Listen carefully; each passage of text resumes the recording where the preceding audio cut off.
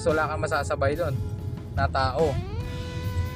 Ang habol natin mga paps, yung kasya lang sa likod, tapos magsasabay tayo ng tao papunta ron para hindi naman lugi, di ba?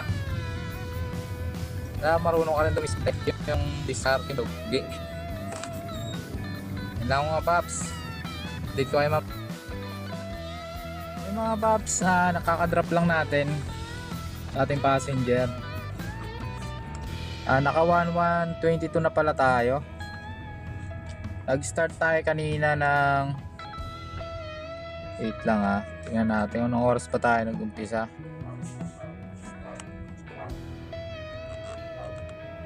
So nag-start tayo ng in-drive 1:46 PM. Bali time check tayo 6:12 PM mga paps. Bali kumita tayo ng 1122.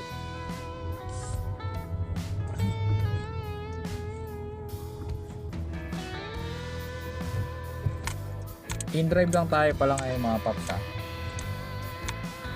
Hindi tayo kumuha ng lalamove. So yun muna ating update mga paps. So yung mga paps, may nakuha na pala tayo. Pinasukan tayo ng booking papunta ng dito sa Star Mall banda. Bali 400 to mga paps. Let's go. Tana natin. Bye, cancel pa sayang to. Medyo high demand na ngayon. 12 kilometers to. Tapos umabot siya ng 400. Ibig sabihin malaki-laki na ang fare ni in-drive ngayon. Ngayong oras na to. Rush hour na kasi mga paps. Kaya lumalaki-laki na. Yun muna mga paps. Mamaya ulit. Time check tayo. 6:21 mga paps.